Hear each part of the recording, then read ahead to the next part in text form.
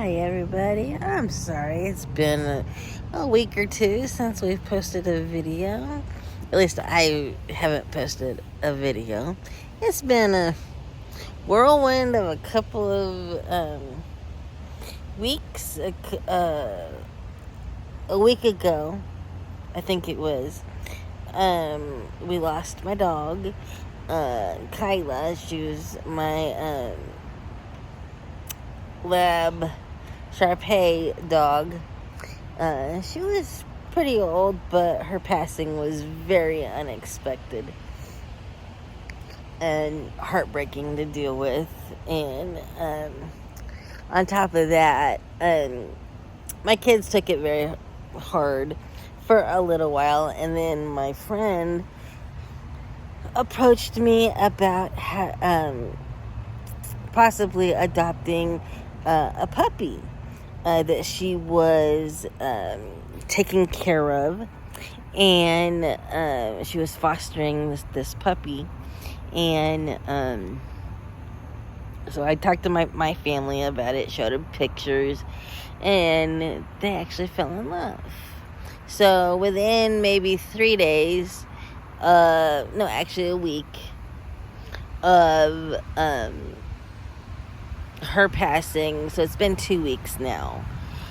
Within a week of her passing, we adopted a lab German Shepherd, whose his name is Juno, and he is 4.5 months old. Full puppy. It's crazy. But the crazy thing is, he looks exactly like Kyla did, and so that's a little bit of a comfort, to know that they look alike. So we've had him since last weekend. So we've had him a full week now, and he's finally settling in, and he's still full puppy. Gets into everything, wakes us up to go out, to go to the bathroom, all the puppy things, all the cute puppy things. And my dog Sky, who's older, yes, has a playmate when he wants to play. So it's kind of crazy in my house right now. And there's other big changes. My daughter is moving out to go live on campus this next weekend. She leaves Friday and moves into her dorm on this next Friday. My days are all mush. Today's Saturday, so she moves in next Friday. Anyway, yeah, it's been a little bit of a whirlwind for me. But one thing I have been struggling with is my my rides to and from work. And just being disabled and everything. Of course, I don't drive. It would surely help right now, but I don't drive, and my husband can't take me. We don't have a vehicle that I could at least ride in with this chair. You see, it's a massive chair and everything, so we just don't have the capability for me to drive myself, or my husband to drive me. So I have to rely on the public transportation, but it's the door-to-door service, the paratransit service.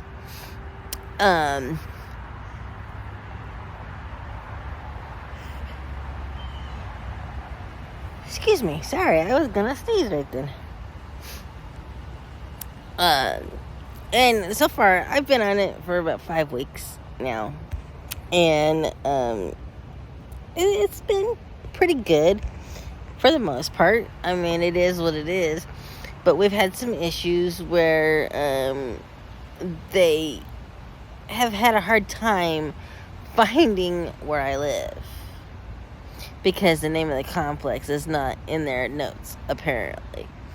But my argument to that is, you use the GPS system. You just put the address in and it takes you right to it. Even with outdated software, as they say that they have outdated software, it will still take you to an address. And it seems like there are issues trying to find the address. Well, if you get onto my street, there's only one complex on the whole entire street. And they don't understand that. They're like, well, we're trying to find it. Well, you're on my street? Yeah, you're on the street. Okay, look left or right. It's there. It's right in front of your face. Left or right. So they couldn't do that. And Thursday, it's been 110, 108, 110 here. The last week or so, it's been really hot. And my window Thursday to get picked up from work came, and it went. And I got a call about 10 minutes after my window saying, oh, the driver can't find where you're at. And again, I said, obviously you're not even where I'm at, because I would actually see you from a distance if you were even remotely in the area. And they said the address, and I confirmed that it was the wrong address. They went to one of our other buildings. And they're like, well, this address is in the system. I'm like, well, that's the wrong address. And it's just a whole bunch of mass communication. And I ended up getting a little bit of heat exhaustion on Thursday, because I needed to stay outside and so they could see me for my 30-minute window. Well, my 30-minute window ended up being an hour and a half, just because of the mix-up. And so my husband, I love that man. We may not agree on a whole lot, and we may fight and argue, but you know what? When it comes down to the wire, that man will defend me and go to bat for me and stick up for me with everything he's got.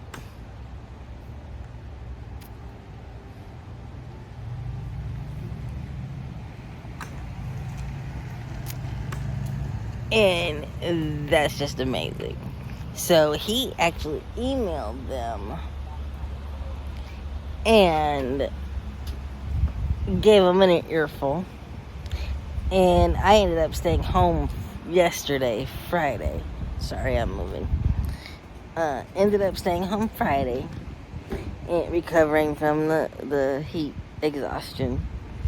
And I got a call from the supervisor of the door-to-door service, the access service, and he was saying, well, why don't you get on our subscription service? And I replied to him, well, I've been trying to get on your subscription service because it's been over a month, and it's supposed to be a 3-week process. And he said, well, I don't see any paperwork that it was even inputted in there. So what he did is right then and there, because he was a supervisor, just gave me the subscription service. No 3-week wait, no nothing. He's like, okay, from now on, starting on Monday, You're going to get picked up at this time, between this time and this time. And we're taking you to this address, so we confirm the address was the right address. And we're picking you up between this time and this time after work, and we're taking you to back home. So everything should be good to go. So we'll see if it really happens on Monday. But my thing is, why is there so much confusion on where to go, where to pick me up at home, and where to drop me off at work? Why do some drivers get it and others don't? Why is that so hard? Are they really just not using their brains, or are they just depending on their memory and landmarks and not using the GPS? I'm gonna bet on them just being lazy and not using the GPS. So we'll see Monday how that goes. But that's just the day in the life of somebody that's disabled. You gotta deal with all of these issues, and you can either choose to get really mad about it, and of course, yes, that is for the most part human nature. First instinct is to get angry about it. I know I was angry about it at first, but calming down and thinking about the situation, I had to be sympathetic, kind of, because at least somebody was willing to have this service to come and pick me up. And I mean, it could be very easily, there would be no door-to-door service, and I would have to still be out on the big fixed route that is over a mile away from my house that I would have to get to. So there are things to be thankful for, and I am very thankful for them, even though there are some hiccups. It's not a big deal. I am thankful to my friend who was willing to open up her home to all of these dogs and all of these puppies that are living in the shelter. They need better situations instead of a shelter life. And although, I do miss my dog Kyla. I miss her with everything I've got. But at the same time, I'm thankful for having Juno, our puppy. And I'm thankful for having Sky. Because me as a person, I need animals in my life. And I need special friends, like my friend, and just to do small things. And I'm even thankful for my husband. Above all, I am very thankful for him. Even though, we do disagree. It's okay. We've been married for 20 years. And we're finally learning to work together instead of work against each other, despite my disability. And we just have to learn how to take care of each other. Because I am disabled, it is hard. For those people that are in inner-abled relationships, I commend you for sticking it out. There was times that my husband and I didn't want to stick it out. But you know what? 22 years later, we've been together for 22 years. In 2 weeks, actually, we'll be married 20 years. So, I just have to count my blessings every day. And I hope that you can count your blessings no matter what you're going through. And I need you to just hang in there. No matter what. I know I'm rambling just a little bit, but the point is, hang in there. You can do it. You can rise above all situations. Um, if we just stick together, we can all rise above, no matter what. Depression, anxiety, disability issues, whatever we're dealing with, let's just rise above together, because we can't do it alone. I don't want to do it without my community.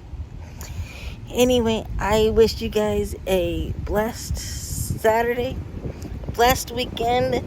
My son actually starts school on Monday. He'll be in 8th grade. Where'd the time go? It seems like yesterday he was just a baby. He'll always be my baby. My daughter will always be my baby, even though she's 19 years old. She's actually moving out. I don't know if I said that. She's moving out this next weekend. So I'm going to go soak up all my last days with her. She'll be home on the weekends. And also, in other news, I'm actually starting school on top of working full-time. I start Monday, and I'm going to be going to classes at GCU online. So, wish me luck. I wish you guys an amazing weekend and an amazing next week. Comment, like, subscribe to this channel. All the supporters, the better. It helps us get to our goal of 200 subscribers right now. But, of course, I want to blast through that and get to 1,000 subscribers. So if you would comment on these videos, please, it would really help us to interact. Don't just watch the videos. We need you asking questions. We need you to interact with us. It makes us feel like we're actually doing something. And I know we are doing something, but we want to see the interactions. Don't just watch the videos, but we want you to like, subscribe, and comment on all of these videos. Help us to get to 1,000 followers. All my love.